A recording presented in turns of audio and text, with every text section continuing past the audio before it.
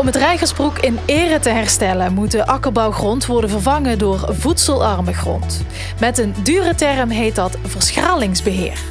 Zeg je het simpel, is het zand afgraven. Jos, jullie hebben dit nu 1 jaar in beheer. Tevreden over het resultaat?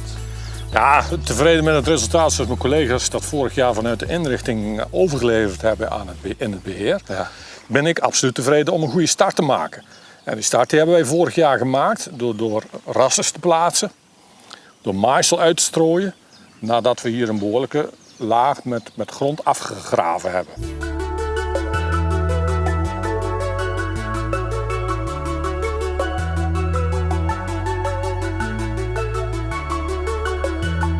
Ik heb hier eigenlijk 3 percelen liggen. Het perceel die daar verderop ligt, die ligt al zeker meer dan 15 tot 20 jaar geleden hebben we ingericht. Het perceel wat we vorig jaar ingericht hebben en een perceel wat we 5 jaar geleden ingericht hebben. Ja, dit is allemaal nog redelijk vlak, hè? Dit is nog redelijk vlak en toch ook weer niet.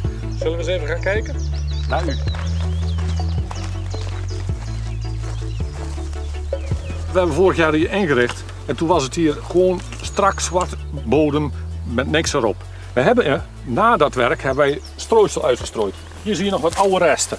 Kijk, ja. Dit is materiaal wat we van hele goede plekken uit de buurt, maar ook zelfs uit Nijmegen bij het Bruck vandaan hebben gebracht. Dat noemen we enten. Enten van materiaal wat hier thuis hoort in dit gebied.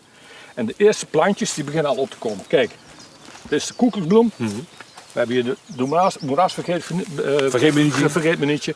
En dat zijn de eerste tekenen dat hier de bodem, de wereld weer begint te leven. Ja, dus het strooisel dat werkt. Strooisel dat werkt, dat zorgt voor een dekking van de bodem tegen het erge uitdrogen. Maar we hebben daarmee ook de zaden gebracht die wij hier eigenlijk graag willen hebben. Hier zie je nog een baan en zo vind je die hier meer. Dat zijn plekken waar oude drainages hebben gelegen. En die plekken die hebben voor mij extra aandacht omdat zij vaak verstorend zijn. En op die verstoorde plekken vind je pitrus. Kijk, dit is pitrus. Ja. En je hebt nog niet vlak verder vanaf heb je ook nog een ander type rus. Dat is veldrus. Dit is een plant die geeft aan dat er verstoring plaatsvindt. En dit is een plantje die geeft aan dat je hier te maken hebt met een hele goede kwelwater die in de bodem zit. Water die we nodig hebben om hier die natuurontwikkeling op gang te laten komen. Ja, en die pitrus wil je liever niet? Die willen we liever niet en die veldrus wel. Ja.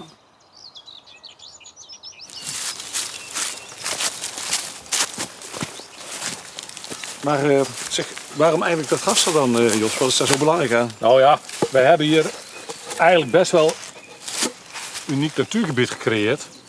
En we hebben een paar dingen waarom wij rassen zetten. Dat is eigenlijk om eventueel ook een grazer in te kunnen zetten.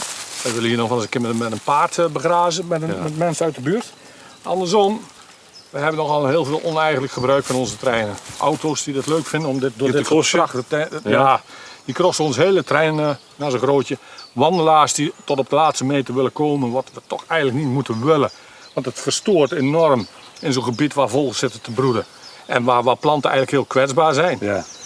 Ja, dan zijn we helaas genoodzaakt om rassers te zetten. Neem niet weg is dat het nieuwe stuk wat we nu ingericht hebben, stond vorig jaar, oude stukken stonden omrasserd. We hebben de tussenrassers weg kunnen halen.